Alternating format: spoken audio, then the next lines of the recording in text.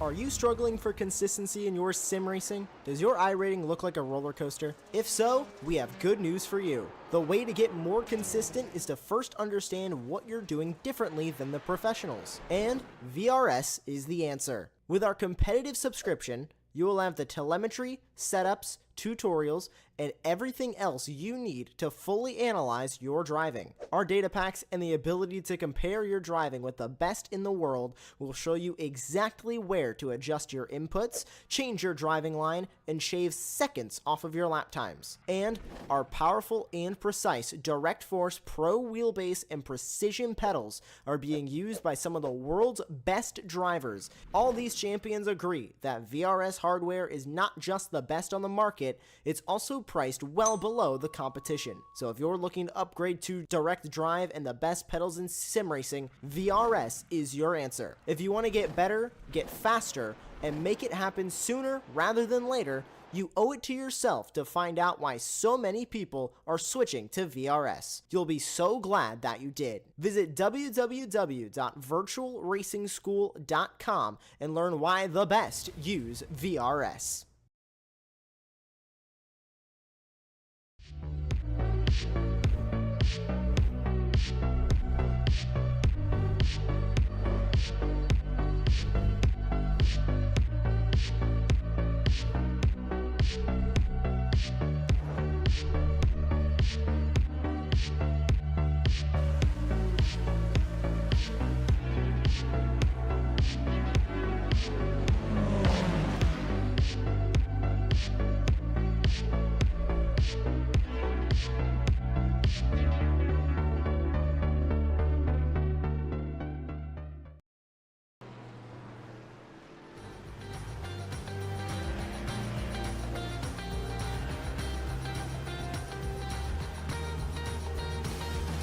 Good evening, ladies and gentlemen, and welcome back to Operation Motorsport here for the season finale at the Virginia International Raceway. I'm your host, Matthew Duffin, bringing you all the action tonight, along with my producer in the background, Jonathan Grabowski, who will be bringing you all the fantastic live action and the replays that he's been so good at all season long. But it is that season finale, and we are at this fantastic circuit. 5.2 kilometres or 3.2 miles in this layout since 2014 to today, in what has 18 corners, a lot more than 18, because some are A's and B's I'm looking at on the track map here. It's going to be a fantastic night's worth of action. They've just started the qualifying session. There is 7 in the pro category, 10 in the open, 9 in the Ben, and Tyler Gilmet is in the pro Ben for us this week, as you can all see there, leaving the pit lane in this qualifying session, flooding out the pits to get a lap time on the board here. With it being such a long track, you'd be expecting quite a substantial lap time. Only 1 minute 40s, 1 minute 44s to 46 as we've been seeing in the practice session. So not too slow a circuit as we see there a car, one of the Lamborghinis there, going off on the outlap coming through into turn 1. It is a very tight, twisty, technical circuit in places. This is going to catch a few drivers out. Ken Copeland, though, been the man of the season, really, in that pro class since week 2. Here is Martin Weiss racing in that Porsche in the pro category. Going to be an interesting one to see what he can do tonight as well. But Ken Copeland been absolutely fantastic. Chris Walsh will be hoping to have another good week, as will Rodney Campbell and Schwenkler, trying to end on a high as well. If you look at the open category, Tyler Manning will be looking to make it another race win. But he's got tough opposition in that category, and yet another livery for Tyler Manning to end this season on. And he's had some great liveries on the car. Beneficiary category, well, it was open, wasn't it, last week? Louis Rios, I believe, took the win, but you're looking. If I know that there's no Acura, I forgot he's not here, is he? Tanner Masters not here. So it is an open category, really. Louis Rios probably the man you're going to be looking at to see what he can do, and then obviously we've got Tyler Gilmet in that Pro Ben category on his own. Here is Rob Schwenkler, the one of 2 Acuras tonight. Brandon Mateo running in the other one, so it's the last time we get to see the NSX running this season. Will it be back in the future? That's going to be the biggest question as lap times start to come in. Martin Wallace with a 1 minute 50 already on to the board, but I suggest that these are sort of outlaps from these drivers we're going to see much quicker at the moment. So there's nothing really to look into on these lap times at the moment. 1 minute 50 from Bob Wallace is the fastest overall. But again, these are drivers just getting tyres and brakes all up to pressure, temperature, and making sure that they come to start their first flying lap with an absolute bang. So it's going to be an interesting one to see what these guys can do around such a twisty circuit. And I'm just looking at a track map here. It is so different. This track varies in what it is. You've got turn 7 through to turn 10. You've got 8A and 8B in the middle of that, which is almost, I can describe it as like Maggotts and Beckett's of Silverstone, but a bit longer. You've got turn 1, the horseshoe. It looks an interesting corner down into 2, 3 and 4. Kind of gives me a Brands Hatch feel. You come up in towards Druids, down to Graham Hill Bend, and then you've got the turn 4A, which would bring you on to Surtees, except then it makes a quick right-hander. And then you've got even the back straight, such a long straight, out of 12 into 13. A lovely part of the track to really get a run and make some time up coming down. So we will keep our eyes on the lap times and wait and see who will be able to do what in terms of putting a fast lap on the board. That's going to be an absolute key bit of interest here. As I believe, it is Ken Copeland. No, he's gone with a 52.5. So it's Tyler Manning. Sorry, apologies, looking in the wrong category there. Tyler Manning with a 46.3. Nolan Uke has now gone fastest overall in the Ben category with a 46.2. So now the lap time starting to come in. Dustin Wells with a 46.7. Rui Farina with a 48.3. Now Chris Walsh comes in with a 45.3. So the pro guys starting to get good lap times onto the board. And it is Walsh who has set that first benchmark in this category so far today. Obviously drivers will still be completing their lap times and will be coming in to increase their pace as we go through. This is Chris Walsh. We drop now down to Peter McDade, who's just gone second place in the Ben category. Rob Schwenkler goes up into second in pro and second overall at the moment.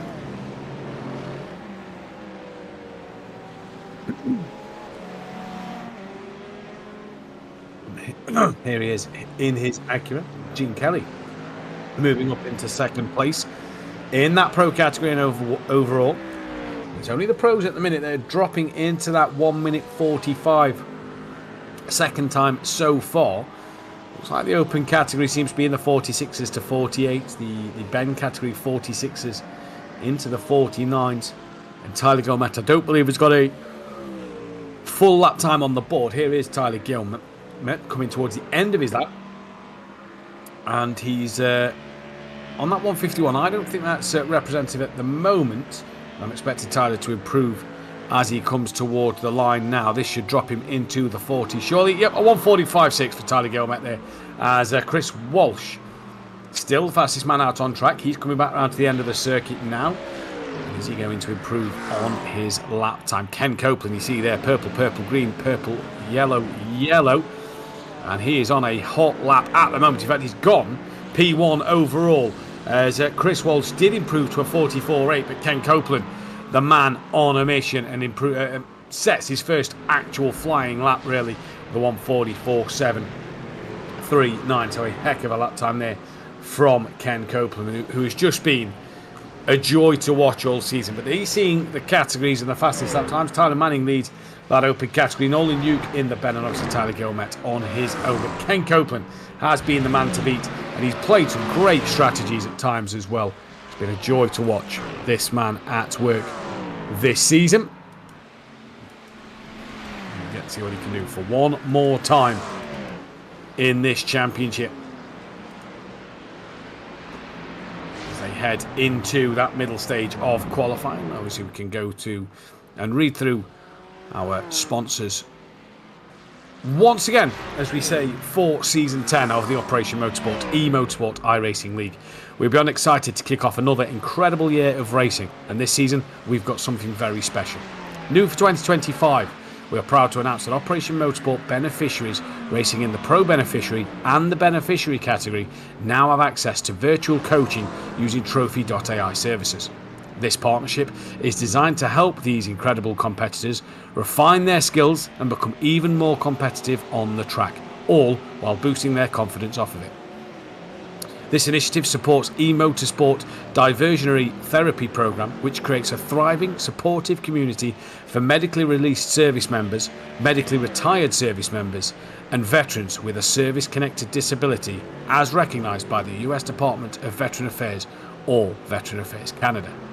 It's a space where participants ranging from active duty to veterans can come together, train and race in an inclusive virtual environment. This season, we have 15 Operation Motorsport beneficiaries competing, and we couldn't be prouder to have them on the grid. Let's show them some love as they continue to break barriers and redefine what's possible in the world of eMotorsport. Thank you for your continued support from our partners, CrowdStrike, Michelin, and of course, Trophy.ai, who are our fantastic sponsors in this series and have provided, obviously, everything they've needed throughout this fantastic championship. Then we are just getting towards the back end of qualifying now, into that last minute and a half. So drivers who are just starting a lap will only have one more to go. Drivers in the pits will not get around, and that is Chris Walsh, Gene Kelly, Jason Taylor, Rodney Campbell, all in pit lane. So it's only Martin Wallace and Robert Schwenkler who's a little off the pace at the moment, and Ken Copeland still out there on the track. The others all in the pits. Charles Boschel, who you remember joined on commentary earlier in the season. He's the only driver in open category in the pit lane as Martin Wallace moves up to P4. Peter McDade, John Salada, Philip Chartier and Cody Durking all in the pit lane in the Ben category, and still going out there as well as Tyler Gilmet. So not a lot of cars out there completing the whole of qualifying. They've either missed the end of it by a little bit, or they've just not had enough fuel to do one more full run. As Little moves up into P3 in the open category there, so a decent lap time from him. As Ken Copeland, quickest in the first sector, and then didn't really improve. Dan Fendick is he's had a personal best lap, and just looking at where that's going to put him, still P9, waiting for that. So he's had an off-track, so that may have invalidated his lap. Louis Rios, in fact, there he is. There is Dan Fendick.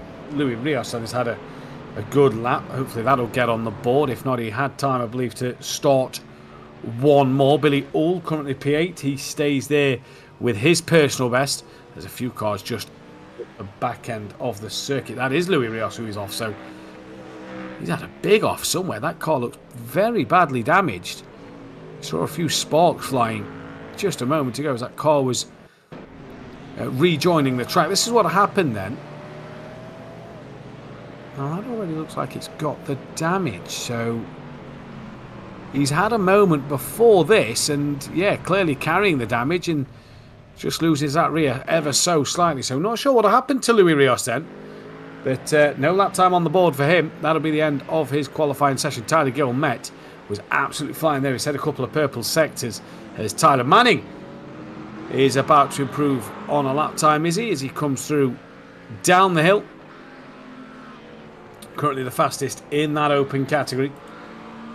And what can he do if he is to improve? Can he take the final race win of the season as well? That's going to be a key part for him. Here's John Hicks in the red Lamborghini.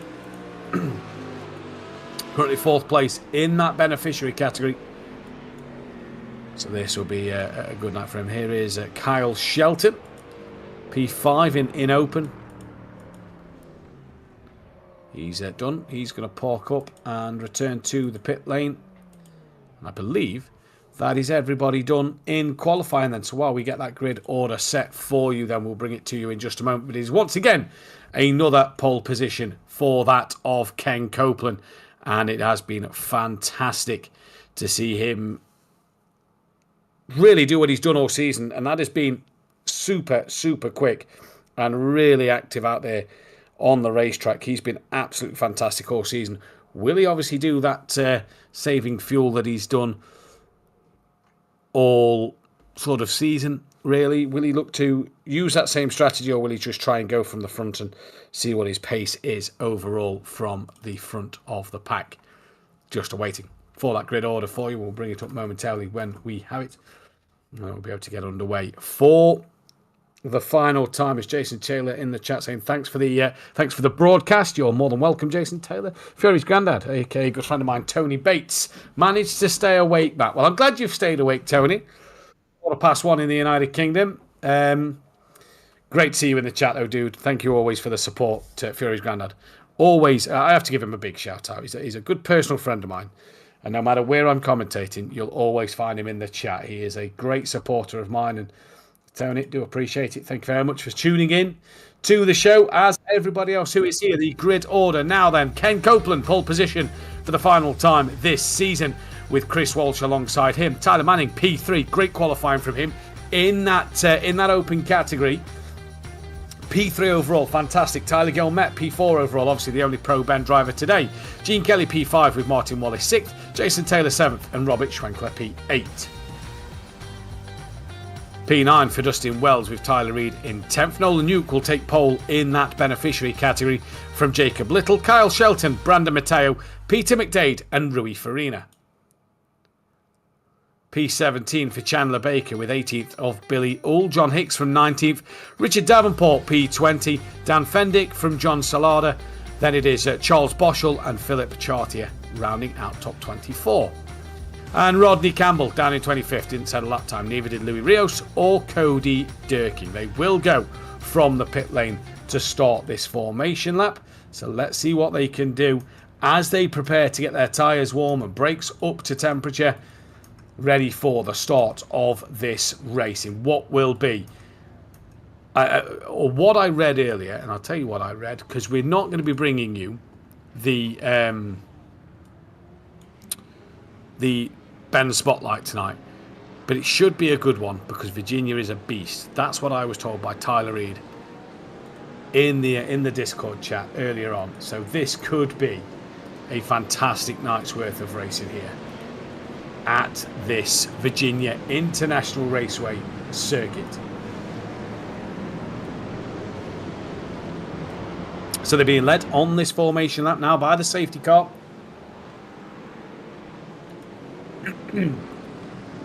Excuse me. Still can't shake this cough from a couple of weeks ago. Still got it.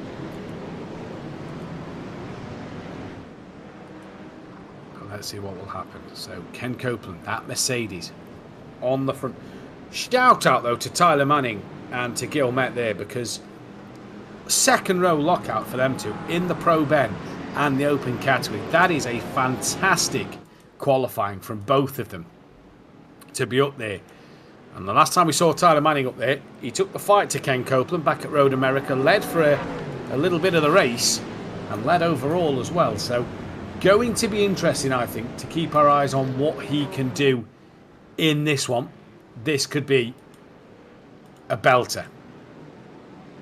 It really could. Could be an instant classic.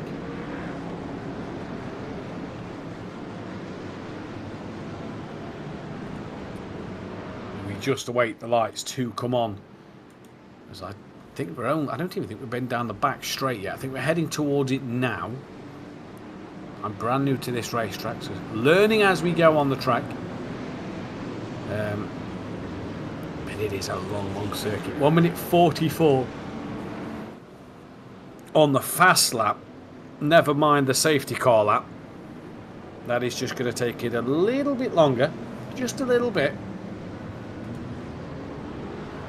And then we'll see what happens from there. But here we go then. This is the back straight now. So they're coming down to it. And this is where we're going to get to see who can do what.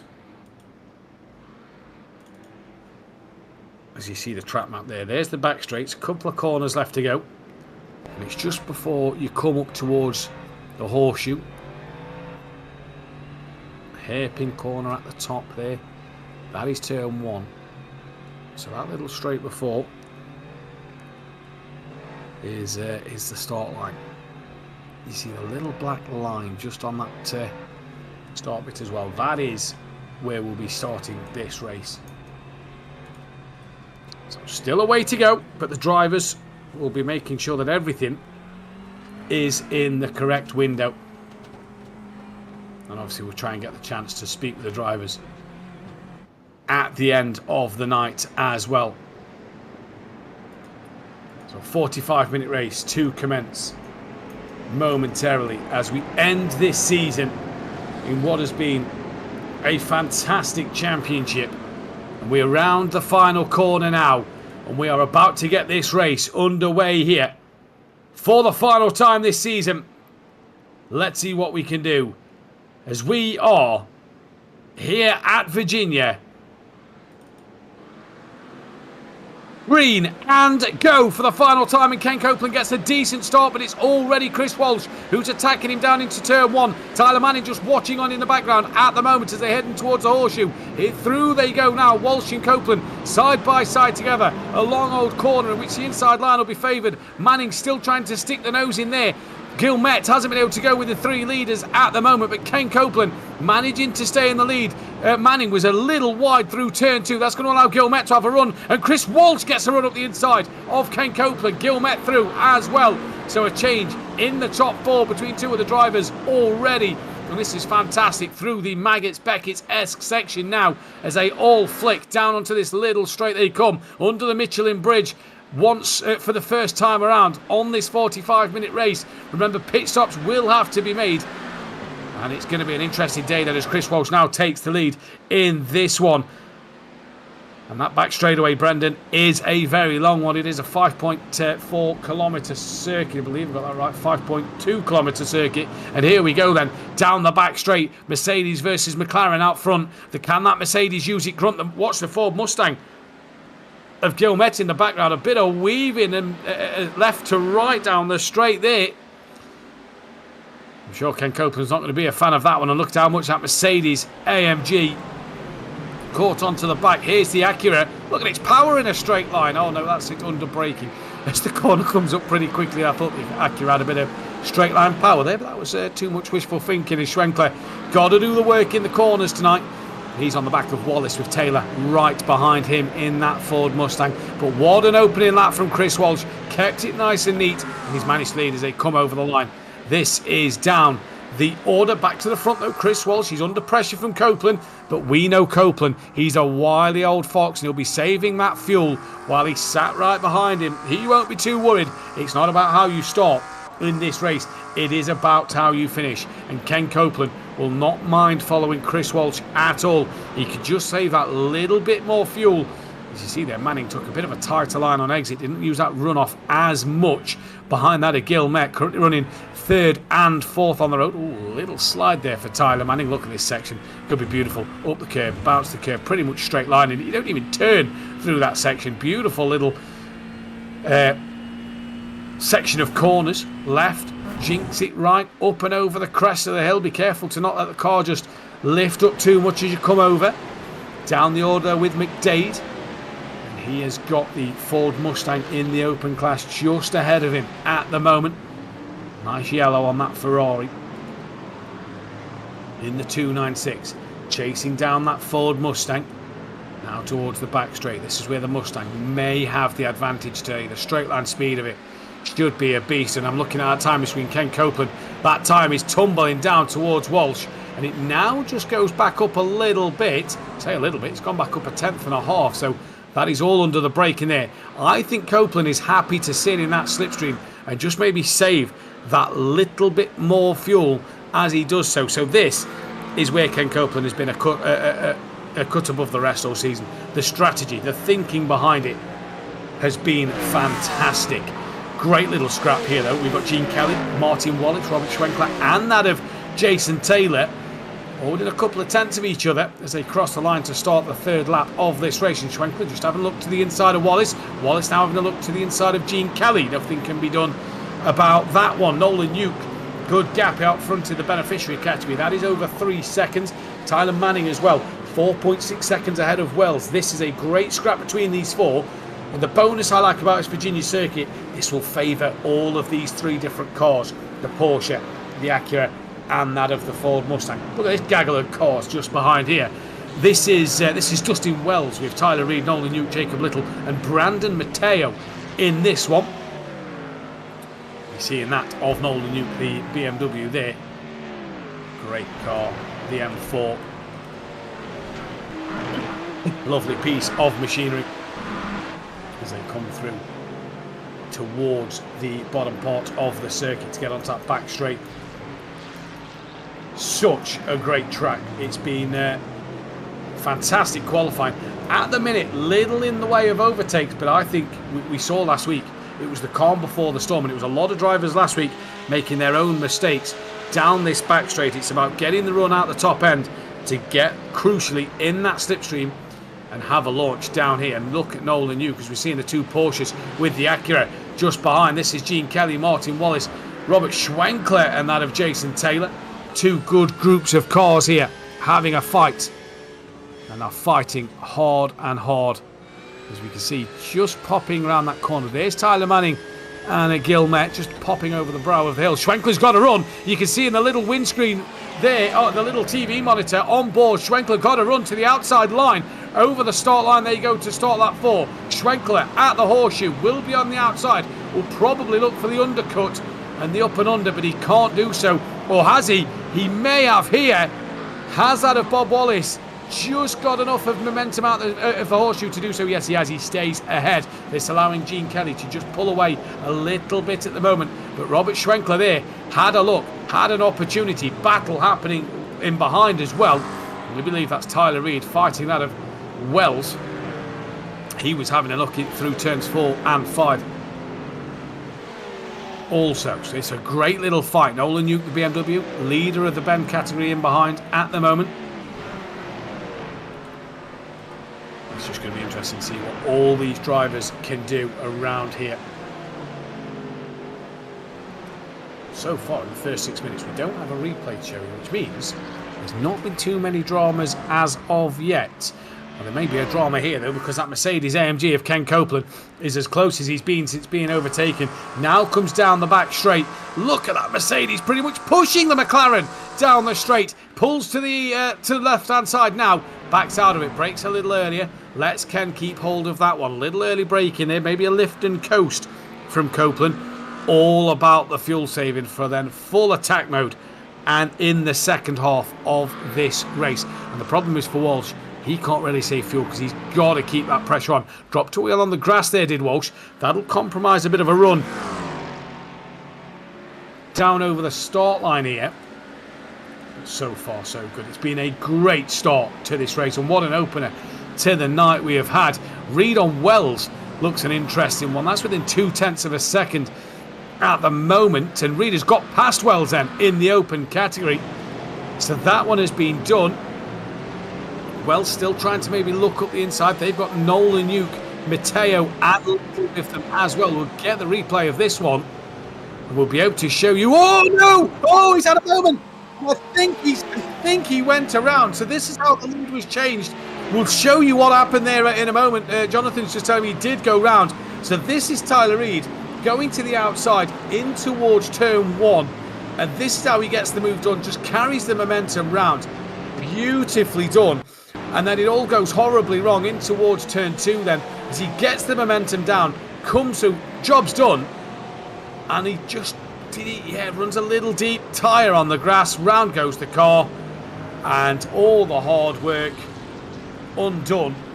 And that is a shame for Tyler Reid. He's dropped down to P6 in category. He's got a lot of work to do. Ken Copeland side by side with Walsh now as they come up and over the brow of the hill, down the back straight. Who's got the better straight line speed? It looks like Walsh just has a little bit more than Copeland as they hit hard onto the brakes. Still side by side. And Walsh not yet come out on top as Copeland now has the inside for the left-hand bend. Now downhill, Copeland will have the inside for the next left-hander, then the outside for the right-hander as Walsh comes over the curbs and really had to mount them there. Still together, 4 or 5 corners side by side, nearly door-to-door banging, and it is still Walsh and Copeland who are going really at it.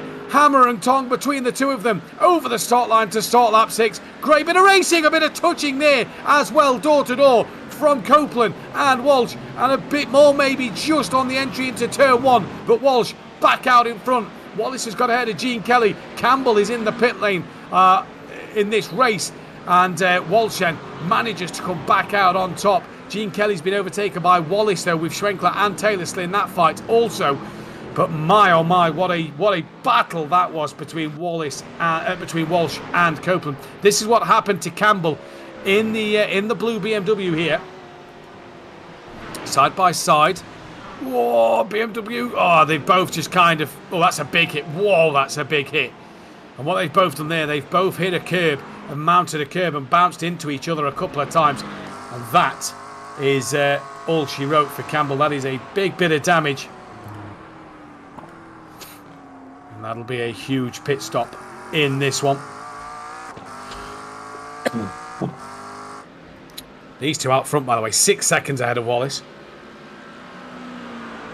So they really have got a good jump over the rest of their pack.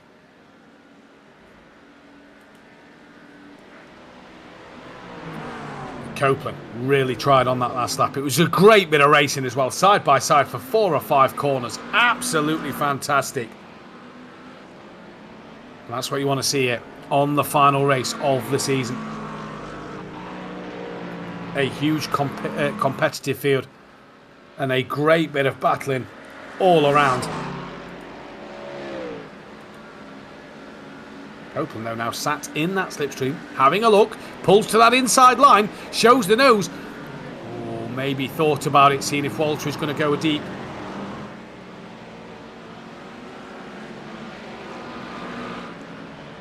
Walsh was too wise there. Schwenkler's got past Gene Kelly, I'm noting as well. Little's now got past Wells, so Little's now second place in that open category. Mateo's now got past Wells. So Wells just... That's a Hellman's livery. Oh, that's brilliant. Mayonnaise. I'm not sure if that's the same in America. It might be a different spot. It is. I'm being told it is mayonnaise, so it is the same in the States as it is for us in the UK. But Wells, I'm fighting back against Mateo. But Schwenkler and Wallace have got past Gene Kelly with them the last lap. Here is Wallace and Schwenkler. Really are pulling away from Kelly. And they've dropped that of Taylor as well. Campbell, I believe, is back out on track. What a day. What a race so far. Here at Virginia, down the back straight. This is where the Porsche should have that little bit more over the Acura.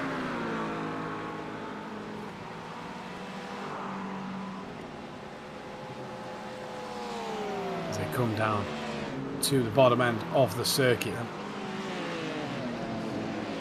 braking hard, the 666 that of the Porsche, as we jump back down to Rui Farina in his Ferrari.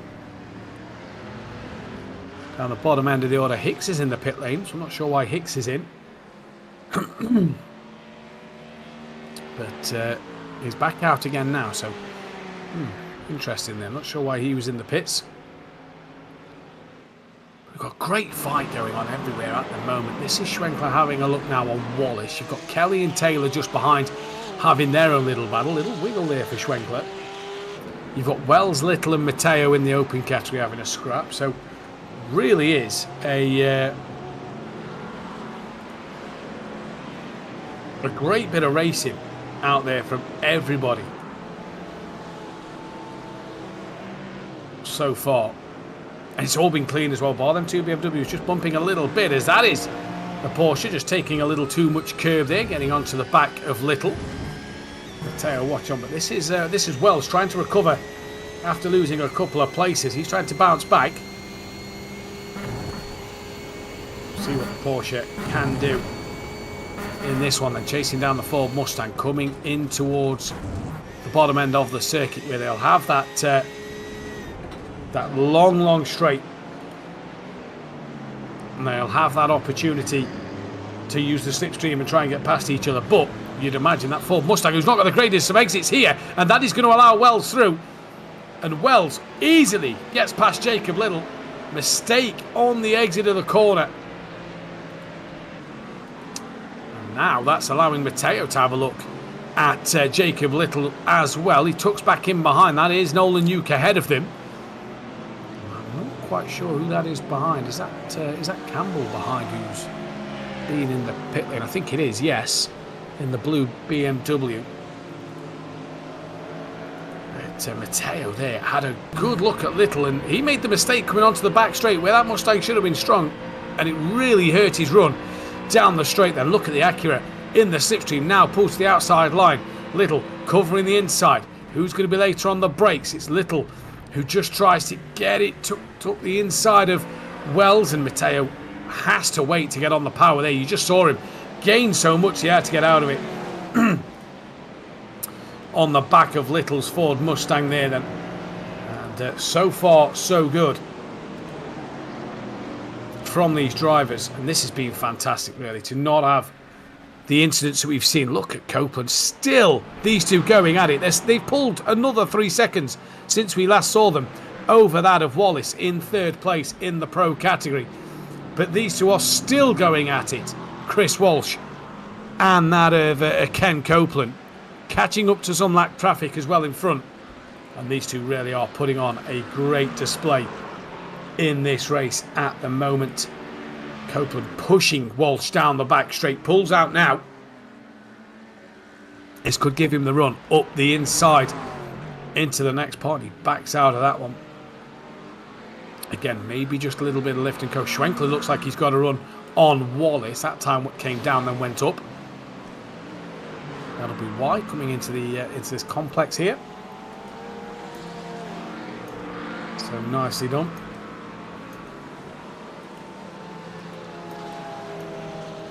And really great work from everybody. We keep saying it, but we saw last week a lot of drivers made their own mistakes, and a lot of drivers, you know, contact was made, their own mistakes was happening to spin them around. Schwenkler looks to the outside and towards the horseshoe, looking for the up and under. And I think he may have just got it now. How's his run mid-corner? It's not too bad, but it's not good enough to get past Wallace then. Schwenkler's now trying, but it wasn't good enough.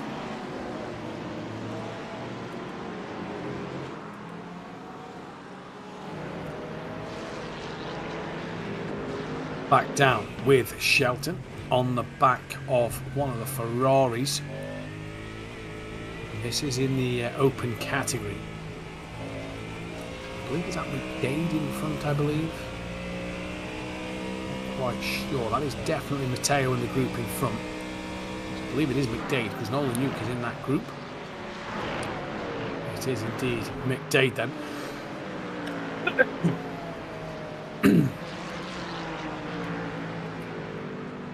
The problem with big circuits, I find, you just tend to get this little bit where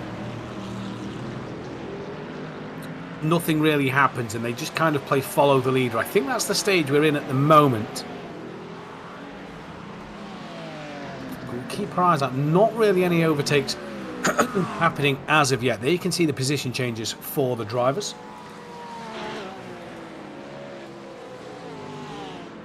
Had a little off track. Oh, there we go. Louis Rios, just being told, was off track. He's now rejoined, and we'll see what happened to him. See if there's any damage. Remember, he had that off track in that moment. Oh, it's a bit of a wiggle coming out the horseshoe, and hits the brakes. Turns in okay there. Just runs a little wide on exit. So a strange little one there for Louis Rios, but he carries on his way. P5 at the moment, as here is Shelton round the outside of McDade. Shelton's got Reed watching on in the background. Reed, who obviously had that spin earlier after taking the lead, or after, sorry, getting past Wells, I believe it was, for second place in the open category. There he's off track. I thought he had gone. Yeah, it's Shelton who went off the circuit. Oh, and there's Matteo. Matteo's off. They've just all gone past Brandon Matteo in the Acura.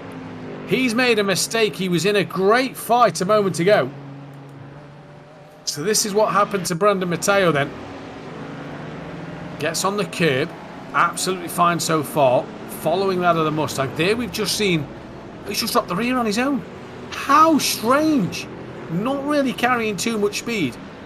And there's Brandon Matteo off the track.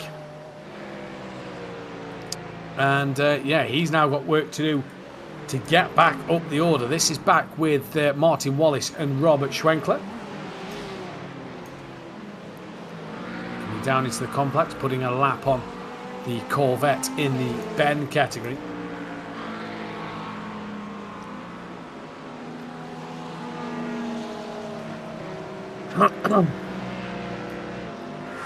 As they come through to start lap 12. 20 minutes already gone, so we're nearly at half distance. And this is a fantastic race so far. Pit stops will be starting to happen anytime soon, I'd imagine. So keep your eyes out for drivers starting to come into the pit lane. And Schwenker again looking for that up and under. Can't do anything about it there. Can't get the move fully done. Just see that Acura just trying to close up under the braking, but can't again do too much.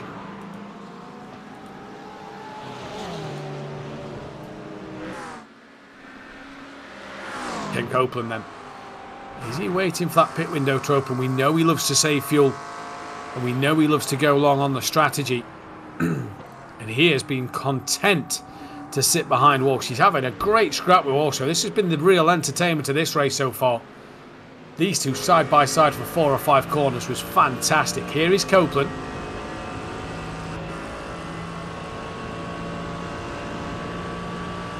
Getting closer, getting closer. Just running out of road. So, yeah, very interesting to see that McLaren can hold its own in a straight line.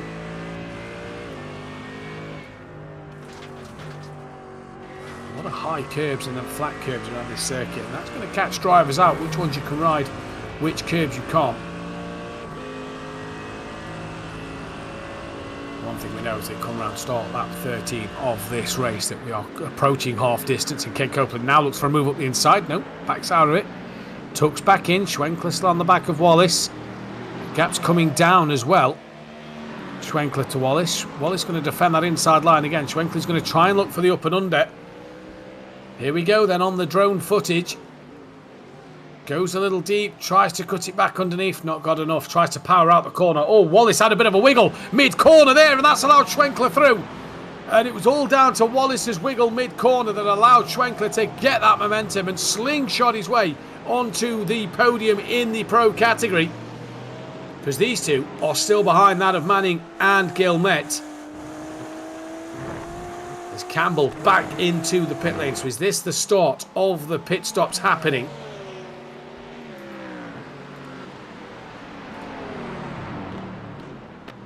Don't think it is. We didn't get Cody Durkin starting this race. Rodney Campbell back out on the track. And bar John Hicks and Richard Davenport, he's the only driver to have pitted, and he's pitted twice now. So I think pit stops may be starting to happen. This is Nolan Uke, leader of the Ben category. On the back of Justin Wells, second place in the open class. 15 seconds off the back of Tyler Manning, who has been fantastic. They're about to lap the Corvette, I believe, of Chartier. Nolan Uke gets a good run. Side by side, he could get boxed in, though, by that Corvette, who is still there out front. That Porsche, no, he's not going to get boxed in, because the Porsche tucks in behind. Great run from Nolan Uke down the back straight. And now he puts the lap on the Corvette. And the Corvette stayed well out the way there, did not want any involvement in that.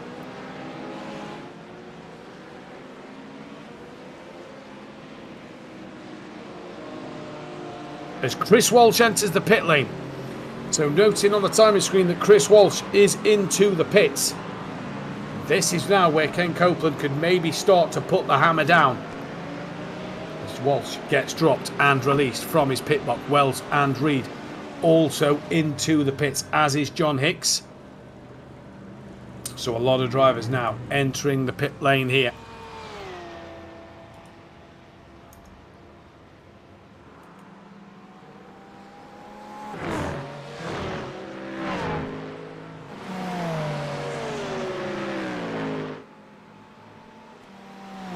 Schwenkler takes hold of P2. Taylor's gained on the back of Wallace after dispatching Kelly. And Kelly's really dropped down here and lost the pace of the three that was fighting him earlier on. There is Taylor in the background, just starting to gain on Taylor a little bit. Although Wallace has gained onto the back of Schwenkler really quickly through that section. Maybe a little too quickly. Drops a wheel into the gravel. That's going to cost him a lot of momentum down this back straight. That Porsche should have a little bit in a straight line over the Acura just to catch it slightly. Especially with that bit of slipstream as well. It's not enough. What he did do though was drop Taylor this lap. So Wallace back on the pace. We know that Copeland is probably going to go long here. Walsh is 22 seconds behind Kelly. That is the crucial thing. There's Wallace into the pits. The problem for Walsh is does he have any traffic around him? Because he'll kind of want a clear track to pump in the fast lap times. As Wallace comes into pit lane and pulls into his box. And he's stationary now. Also Brandon Matteo into the pits. No one else yet in the pit lane. Chris Walsh fastest lap of the race, by the way. His outlap of a 49.4. That's not a bad outlap there. Martin Wallace is already out the pit lane. Jason Taylor comes in.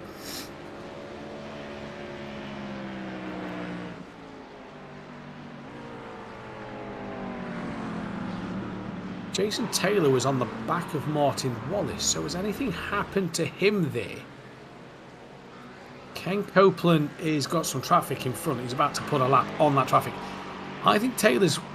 Yeah, I think it's been a moment. This is what has happened then. So you can see that Wallace is already in the pits. Rear goes light. Round it goes into the wall. Bang. Yeah, right then. So that explains why Jason Taylor is now into the pit lane. Everybody seems to be losing it. That seems to be the section of the track that is catching drivers out. So Taylor in the pit. Salada is in the pit as well. Ken Copeland will keep going for another lap. He's 14 seconds clear of Schwenkler at the minute. Walsh 19 seconds off the back of Gene Kelly.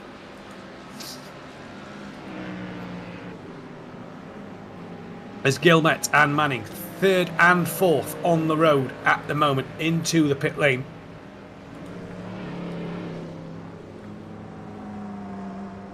And also Gene Kelly comes into the pits to make another stop. Nolan Uke, they're all flooding in now.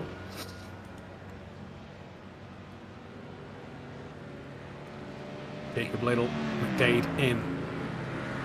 So everybody coming into the pit lane this lap pretty much. And this is going to be an interesting one to keep our eyes on.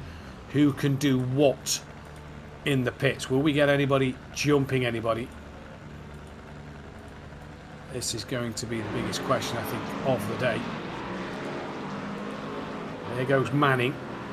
Gilmet already out as well, I believe so. There goes Martin Wallace. Actually, Martin Wallace has just jumped that of Tyler Manning there.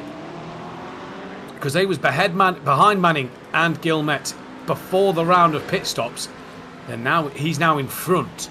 And Schwenkler got ahead of Wallace. So Wallace ahead of Manning there. That'll be for a net P4. Walsh back up into third place. Just looking at these last lap times. The exit curb surprised me, said Jason Taylor in the chat. So that's probably what caught him out as he had the spin. Chris Walsh last time round 45.0. Ken Copeland due to traffic 46.2. So as Copeland comes in, this is crunch time now.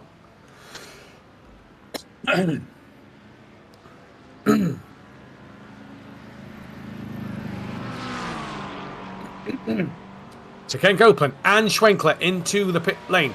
Louis Rios as well. Now where's Walsh? That's going to be the key part here. We can keep our eyes on where Ken Copeland was. We're looking for that number 2 in the blue circle. There he is. Oh no, he's on the grass. Oh, he's cut the corner a little bit there. And that has hurt the pit entry of Shelton. As Ken Copeland comes out, Walsh will jump ahead of Schwenkler, but will not be in the lead of this race by some 3 and a bit seconds.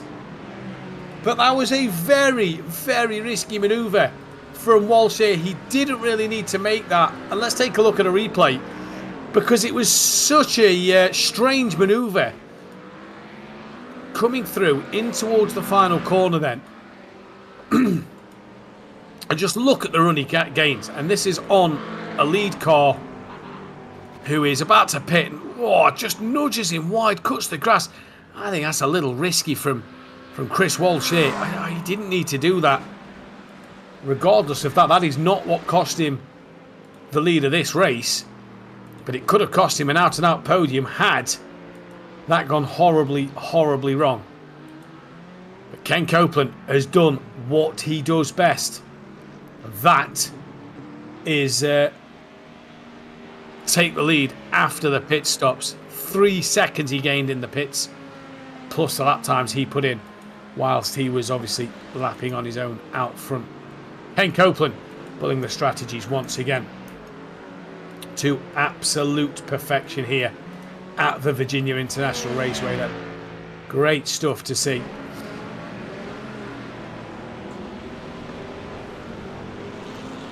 Jason Taylor, by the way, after that pit stop for the damage, was in there for 3 minutes as we're watching Reed go up the inside of one of the open cars of John Solano, P4.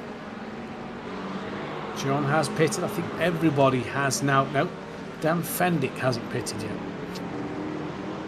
He's the only driver yet to pit. Well, just noticing we have got now Cody Durkin out on track, who is only done 3 laps of this race. So he must have been in late. Not sure, obviously problems for him. But that is Fendick in front here of Tyler Reed. So this is for position.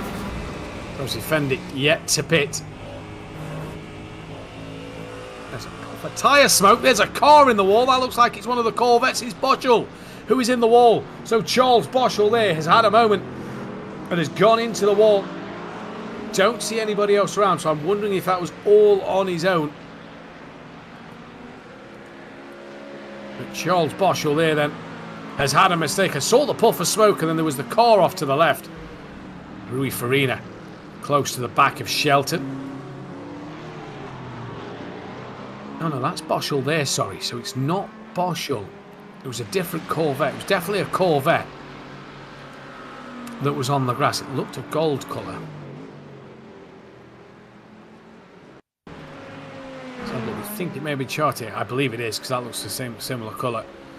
So here comes Chartier then. Just runs the curb. Rear just goes a little light over the brow of the hill. Oh, nearly did very well to keep that out the wall. Again, strange one. The cars just seem to have the rear just going a little light at times. Maybe a little bit more of a lift required, not carrying as much speed. Now Manning is on the back of Wallace here. This is for P4 overall. In fact, where did Schwenkler come out in all of this? This is a back to the live action.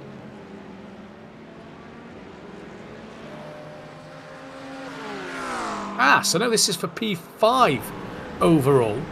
As Schwenkler came out 2 seconds up the road from Wallace. So Gilmet is Gilmet ahead of Schwenkler? Well, that's a car off on the inside. Not sure who that is.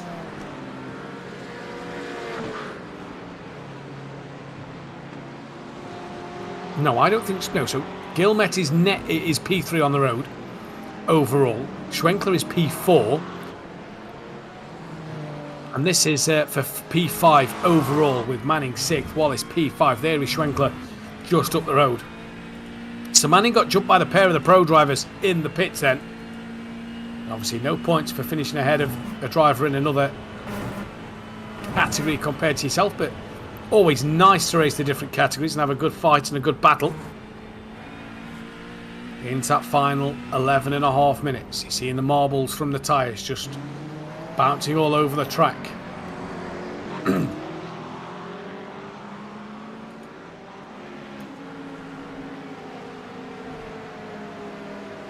19 laps completed.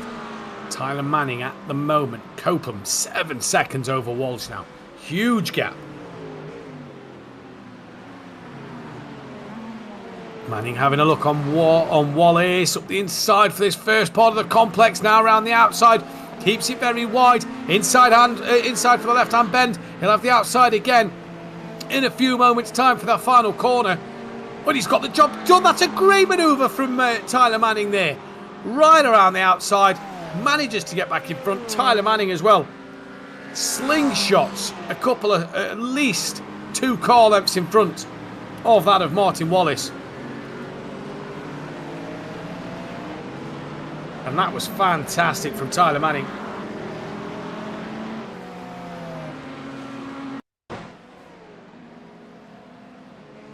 Here's another look at it. Look, right round the outside. He'll have the inside line for the next 2 parts of this circuit. Gets in front just as well. Chops the nose ever so slightly there. That is a great manoeuvre. That is good, hard racing from Tyler Manning, who can now head after that of Schwenkler. And look at the pace he's got in this car. He's already dropped Wallace, so he's got a lot of pace here today.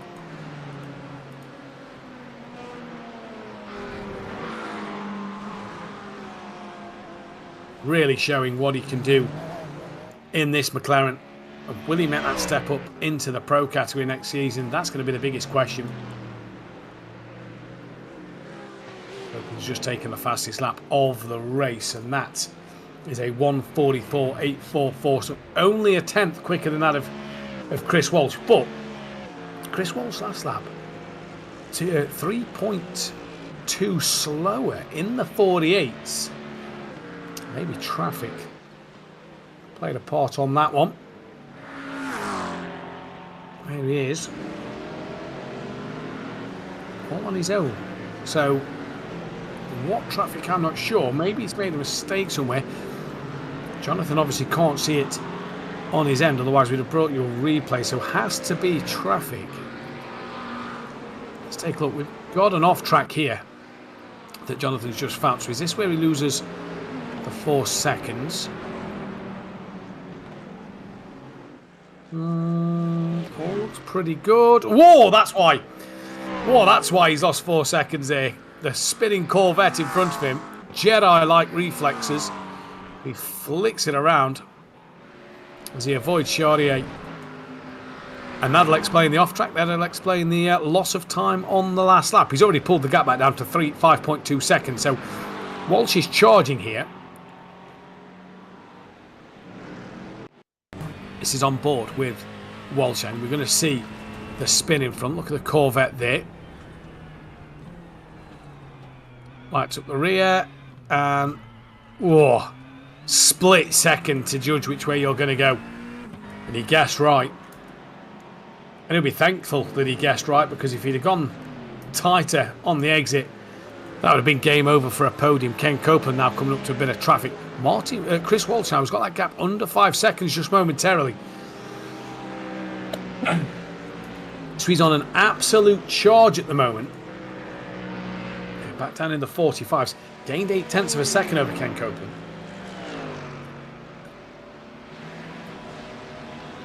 Ken was down in the 46s. He's about to hit some heavy traffic. He's done a 47 this time around. And Chris Walsh, 45.6. So he's really making some inroads, is Chris Walsh. This is down with Wells. Good little fight here. He's got Peter McDade in front, Dan Fendick just behind. Dan Fendick is a lap down on these two. So these two must have just put a lap on him. So going to be interesting to see what they can do in terms of their fight with each other. Obviously not fighting for anything else other than just a position overall. Justin Wells on the podium. We'll be pleased with this. Nolan Uke clear out in front, as is Tyler Manning. As is Ken Copeland, but Ken Copeland's gap is coming down. It's now towards the 4 second mark. But he has had traffic to deal with. And still has traffic to deal with, and he's lost a good 0.8 of a second in the last couple of corners here.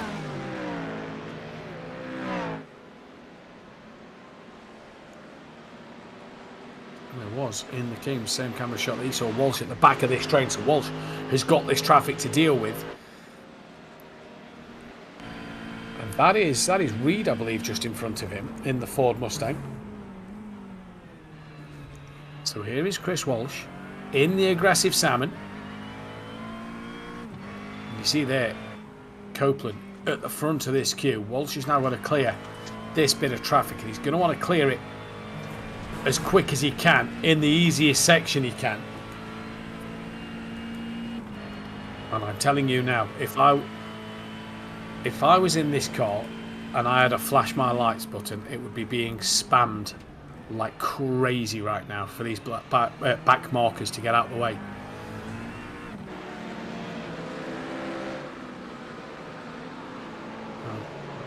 Jonathan reckons that Copeland may just be saving fuel still, because this gap's down to 2 seconds, and well noticed from Jonathan there, that gap has tumbled down whilst Walsh has been lapping these cars, and Ken's already pulled away from Taylor here. So Taylor sticking with him. Gap back up to 2.5.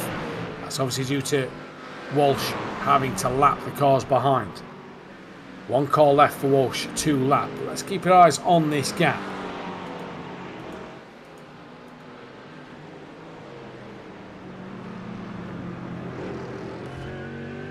It's 2.3 down the back straight. Here's Copeland. It says fuel low on his dashboard there. So is he nearly out of fuel here?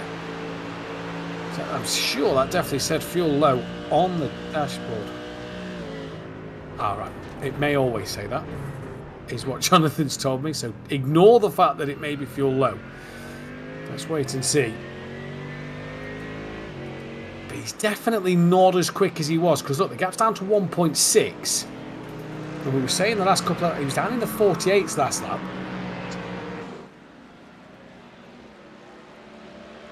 Me and Jonathan are scratching our heads as to why Ken Copeland isn't being able to pull away from that of Jason Taylor. A 47.0 loses another 0.8 of a second to Chris Walsh. So something not right here, and Jason Taylor being able to just play a role in this at the moment. 1.2 now is the gap,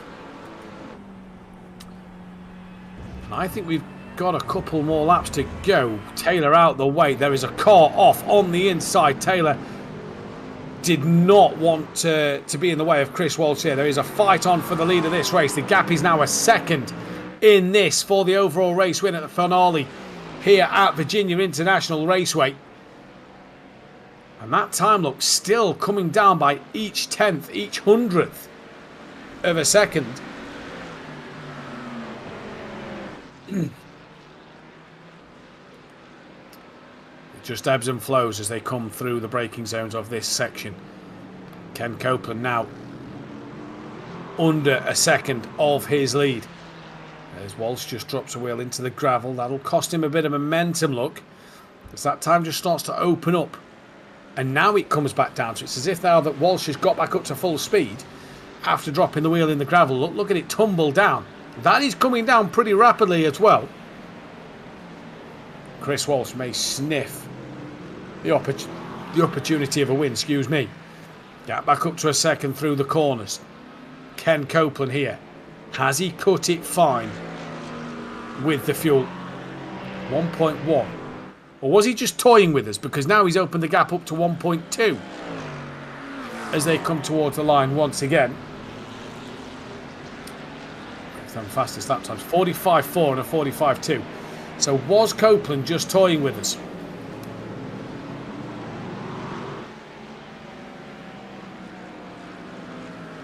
He was 3 seconds quicker on that pit stop. So being told that from Jonathan that Jonathan's thinking that has Ken Copeland miscalculated the amount of laps? Was he thinking that this will be the white flag lap? There will be one more to go after this. So if he's been fuel saving, get back up to 1.4 though now. So I think that there is either some strategy to this, or he has toyed with us, toyed with Walsh, and toyed with all you viewers at home sat watching this race. He's got to be careful, because if it is strategy and he has misfueled, Well, he's got to make sure that he's got enough for that last lap. 1.5 the gap, so he's really put the hammer down in this last run.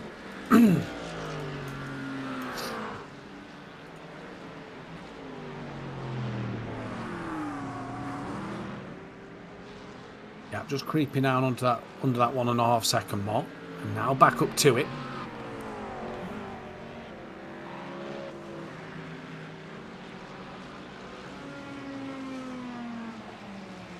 So the white flag should now fly. You see the little steward on the balcony flying the white flag.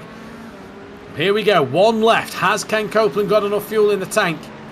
Was he just toying with our emotions? Let's see as we enter this final lap of the race. Gap back down to 1.4 as it starts to rise a little bit. Chris Walsh got ever so close. Got within a second. Has he got any more left in the tank? 45.1 and a 45.5 for the pair of these two last time around. Now that gap opens up to nearly 1.6 seconds here, so I think it was just a game for Copeland there, and he was just tricking us. Although he definitely, if he's miscalculated by one lap, that'd be a huge mistake, because he always likes to be prepared. He always likes to come in this well knowing what he's coming into. Now he's come down a couple of tenths here at the penultimate corner. So is he just maybe on the edge of fuel? And he had to back off for a couple of laps to save a little bit. Down the back straight, gap down and down and down here. 1.2, it's going to be too much for Chris Walsh to do. But for Ken Copeland, whatever the mind games was, there's back markers in front that could really play a part in this one. They move right out the way and don't want to get a part of this. But for Chris Walsh, it is going to be the final race win of the season. Still a few back markers in the way at the moment. But for Ken Copeland, sorry, not Chris Walsh, he wins from Chris Walsh, second place. Tyler Gilmet is going to come across for a very, very good P3 on the road. And obviously will win that Pro Ben category. He's the only driver here. So Tyler Gilmet ahead of Robert Schwenkler, rounding out the podium in the Pro category. Tyler Manning, P5 overall in that race. Solada's finished P4. We're just waiting for Nolan Uke to come to the line. That, I believe, is little in front of him. He's going to be P2 in category as well. Wallace has finished 4th. Gene Kelly 5th. And Little there then will be P2 in the open category. Nolan Uke, the winner in the Ben category. Louis Rios down in 6th place after having a decent start there, just finishing a lap down. Wells finishes P3 in open, with McDade 2nd place, and I think Baker is going to hang on in there for 3rd place because Salada's already finished the race. But Ken Copeland, your race winner overall. What a drive from him. What a night to remember. What a season to remember for Ken Copeland. And what a championship to remember for all of us in the chat and in the spectating and who's watched all season. It's been an absolutely brilliant championship. There is Tyler Manning and Tyler Gilmet. And what a season it has been. Absolutely fantastic racing. And great drama throughout the entire season. From when we started 9 weeks ago back at the Daytona road course, the international road course. It has been fantastic driving throughout the whole championship. Just going to bring you the final classifications. Ken Copeland then, your race winner. Chris Walsh 2nd place with Tyler Gilmet 3rd place, the winner in Pro Ben. Robert Schwenkler P4, he was 3rd place in the Pro category. Tyler Manning, your open winner P5. Martin Wallace from Gene Kelly 2nd in the open class for Jacob Little. P9 and race winner in the Ben category for Nolan Uke. Rounding out the podium in open category was Dustin Wells in P10. P11 and 2nd place in class for Peter McDade. Brandon Mateo was 12th. P13 and 3rd in class for Chandler Baker. Billy Ull from Kyle Shelton. Rui Farina, Jason Taylor, John Solada, Tyler Reid and Rodney Campbell. John Hicks from Dan Fendick, Louis Rios, Phil Chartier, Charles Boschel, Richard Davenport and Cody Durking bringing up the rear. Matt P in the chat, GG's to everybody. Well done to the broadcast crew as well. And a great race. Congrats to Ken and really great broadcast guys as well in the chat. Thank you all very much for the kind words. We have got Tyler Gilmet sat waiting for an interview. So let's drag him in, seeing as we're on board with his car. And Tyler, obviously the only Pro Ben driver out there tonight, but it was that race overall for P3 that was a fantastic night for you. Yeah, it was a fantastic battle in the beginning with Tyler Manning, and then having Robert Swankler chasing me down there at the end. Definitely not a lack of sweating tonight. Yeah, I can imagine. Really good qualifying, really good race, and like you say, when you're mixing it at the front with these pro drivers, it really makes you work hard, doesn't it? Oh, definitely, especially with guys like, Ken Copeland, Chris Walsh, who, is a pro driver in SRO and now IMSA this year. It's a good test of your abilities, to say the least. How did you find the Ford Mustang tonight? Because it looked a pretty good car. Yeah, I found a few things in practice earlier tonight. I didn't really have a whole lot of time to prep. I've been out in Sonoma until last night at 9 p.m., so... just found something that worked and held on to it. Held on to it, indeed. Great drive from yourself for P3 overall. Obviously, shame that the other Pro Ben driver wasn't here to have a little battle with as well at the end of the season. But you've got to be happy with these. Are you happy with your season overall? Yeah, we had some ups and downs. I think that's true for sim racing as it is in real racing, and. I would have liked to see Greg here tonight, but he's out in Sonoma himself this week for the Porsche North America Sprint Challenge, so he's having a different type of fun. He is indeed having a different type of fun. Was Sonoma good at the weekend? I managed to catch a bit on YouTube, so was it good while he was there? Yeah, it was a great weekend. First weekend out with the new McLaren that we have, a new team. Happy with the results of 5th and 6th in race 1 and 2, so can't complain. Great start to the year.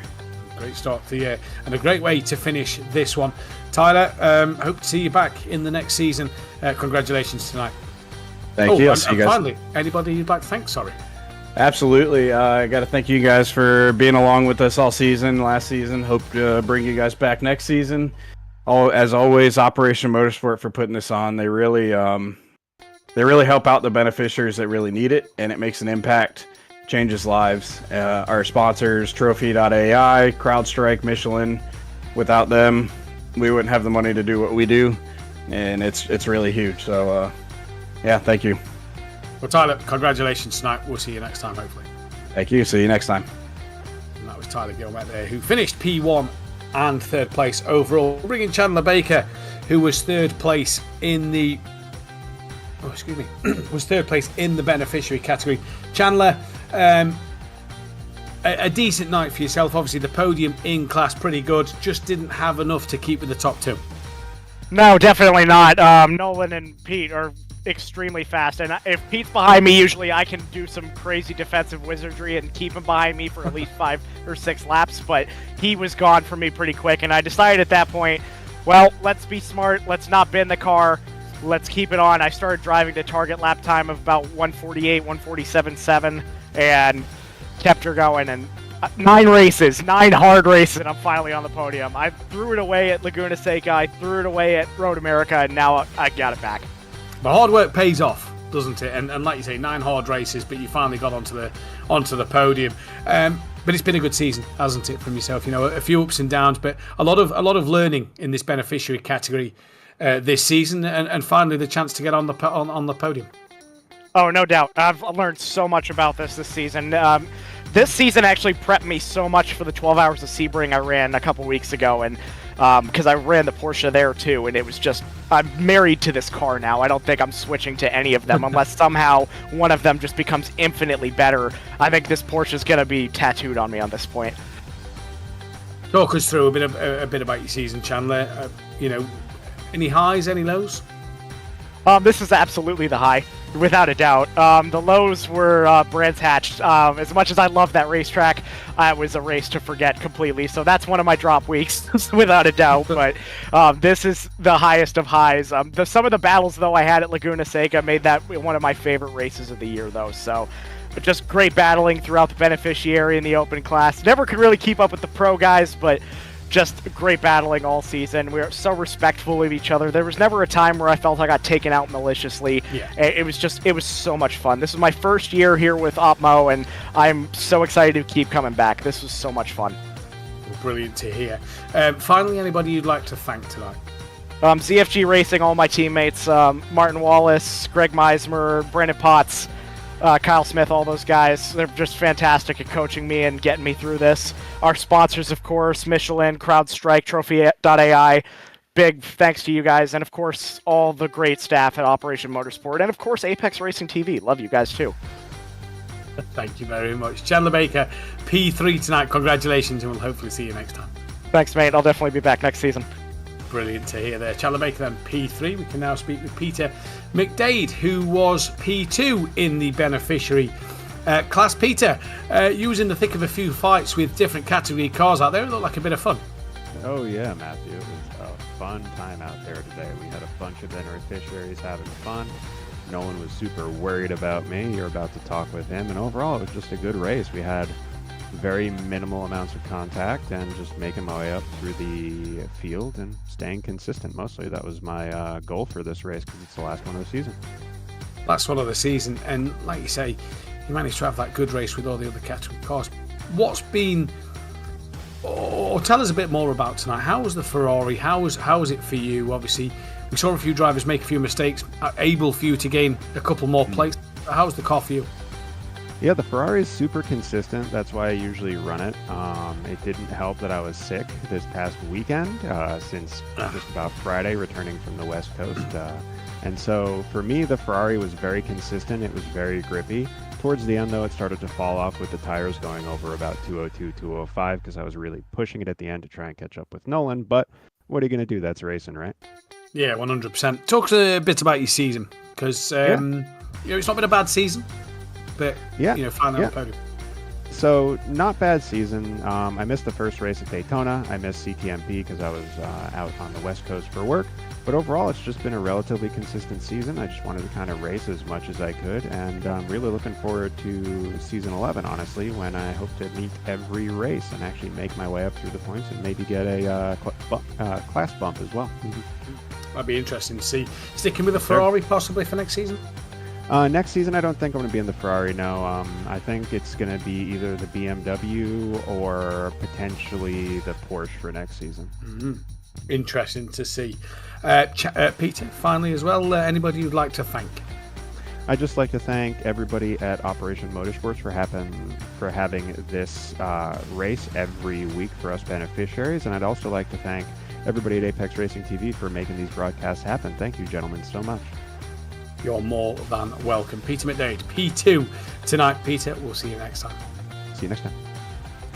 P2 there. We can speak with a P1 in that beneficiary category. We can speak with Nolan Uke, who has had to wait for Tanner Masters to sort of, have his issues, and he's had to wait for the Porsche, Ian Carney to not be here for the final couple of races. But Nolan, it's finally your time to be on the top step of the podium.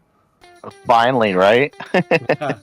It's took a while, hasn't it, this season? Ian's kind of hogged the top step, but he's now let everybody else have a turn at the end of this season. Well, Ian, I actually wish he was here. I want the competition for sure with him being at the top. It gives us all something to strive to be better. And I know his competition this season has definitely helped me amongst the other beneficiaries, just keeping us pushing and understanding how important the consistency is. Because really, when it's all said and done, if you don't cross the finish line, as you've heard other people say, I'm sure, you can't win the race. 100%. And I will say, doing the whole season, I missed a couple early on. I've kind of seen you come through the field and sort of emerge to this podium in this back half of the championship, especially. You've been a threat around that podium a lot. Do you think that's because of the other drivers such as Tanner Masters, Ian Carney, that have helped you push and learn to sort of be a bit more consistent and fight in these battles? 100%. I do more practicing than I do racing anymore, which I think is that transition that, the more serious sim racers over time, they start doing. They realizing that the practice is where, you make your money, and that's definitely starting to pay off in my world. So, hopefully next season, I'll be a contender and I'll keep myself out of trouble. I got myself into some trouble. I'm really probably my own worst enemy. I tend not to hit other people. I tend to wreck myself when I have issues. Yeah. No, I've been there many a time. You try and avoid incidents and end up coming off worse yourself. This season, though, talk us a bit about it. You've had, like I said, from my point of view, it seems like you've got better as the season's gone on. Would you say that's a fair assessment? Yes, absolutely. With iRacing, especially being a somewhat new sim to me, because I'm coming from other sims, so it's definitely been an improvement over the season. And hanging around other veterans in this organization, there's no place else I'd rather be on a Tuesday night. That's for darn sure. Yeah, indeed there is. Finally, Nolan, anybody you'd like to thank tonight? Yeah, obviously my family is number one to me, my wife and my kids. However, all of everybody that participates in this within the esports league, within Operation Motorsport, and then of course, I'm also in the immersion program. So, I thank MSR, Meyershank Racing, for accepting me and welcoming me on the team. And I can't wait to see y'all in Long Beach next week. Interesting. Well, Nolan, congratulations tonight. Well done on the season as well. And enjoy that one. We'll hope to see you next time. Hey, thank you very much. Nolan Newt there, P1 in the in the Ben category. We have just got Tyler Manning join in the interview room from the Open category. And Tyler, we'll grab a word with you before we speak to Ken Copeland. P5, I believe it was, on the road overall tonight. Obviously, winner in that Open category. But it was a really good night for yourself. Qualified on the second row of the grid. Was P4, P3 for a while. Just then pit stops, the pro guys managed to get the jump. Yeah, the McLaren definitely got a great pace with qualifying. I couldn't really pull the race pace up at the end. I was trying to really keep up with Gilmet in the Green Mustang, but he just was a lot faster in the slower tight sections, and I heard that he was keeping up with him in the rest. But overall, it's pretty happy with how things went. P5 overall and winning the class. That's pretty great to do. Yeah, it is indeed. Now, you pulled off probably the move of the night in the last section of corners on Martin Wallace in the Porsche, right around the outside. Just talk us through that move from your perspective. Oh, I was really hoping that I would get my inner Chris Walsh done right there. I didn't expect to get it done. I thought we were going to collide at the very end, but it was great to see that I didn't get rear-ended in the last corner. It was a hell of a move that I didn't think I would do. You've ran, obviously, the fantastic liveries over the last couple of weeks. You've changed livery each week. They've looked spectacular. We've enjoyed seeing them especially. Just talk us through a bit about your season in general. How do you think it's gone? Obviously, a couple of wins this season, or a lot of wins towards the back half. It's been fantastic to see. Yeah, it's been a fantastic season. Obviously, having a new livery for each round is definitely a special thing to have, and having the consistency I didn't have the last time when I was running in the Porsche was definitely a great help. But even if this McLaren was pretty tricky, got the job done and got the wins that I didn't expect to get. It did indeed. It certainly got you a fair few wins this season. It's been a great championship for you, Tyler. Lastly, anybody you'd like to thank? I would definitely love to thank Operation Motorsports. Big shout out to everyone involved, including you guys over at Apex. I want to actually promote Veterans Race of Remembrance. That's why I had it on my race cards tonight with the gold and whatnot. November 9th is the day of a race. So if you want to actually watch that, so you can go ahead and watch it on YouTube. Type in Veterans Race of Remembrance. We got CrowdStrike, Sunoco, Michelin, Mobile One, all these incredible partners and sponsors, including myself. I'll be there promoting the race and doing all the stuff for it. Brilliant. Tyler, thank you very much for this season. We hope to see you next time, and best luck in future races. Thank you, Matthew. Tyler Manning there, winner in the open category. And we can now speak to somebody who I've been wanting to chat to. First question, was you fuel saving because you was possibly going to run out at the end, or was that just mind games? No, that was a transmission issue or something of that nature. Yeah, lost a little speed there, and then Chris was catching up. I finally got through that, I think, Mustang, the last one, and all of a sudden the car started working again. It did seem like it was a bit of a stressful situation at the end because Chris was really gaining on you. Yeah, there were some gremlins that made things a little interesting. I really, really enjoyed the first half of the race. We were having a lot of fun battling, and it's funny because I was fuel saving a little bit, but nothing super crazy. I was actually trying to pressure Chris as much as I could here and there to just kind of stress him out. Obviously, I'm a fake race car driver at best, and this is a real world race car driver, so in my head I'm like, I'm going to pressure him, faking myself out. And then he pitted a little earlier than I expected him to, and then it was kind of a roll of the dice in terms of traffic. So tail end of the race went fairly well. I did fuel save a little bit here and there, but ultimately it came down to just kind of traffic management. Got a little close, but I think at the end of the day, the AMG probably managed its tires a little bit better than the McLaren. Was there a bit of fuel saving going on at the start as well? Because that's obviously been a strategy of yours throughout the championship that's paid you very well. Was that again the case tonight? Just try and save that bit of fuel, just try and run that a little bit longer?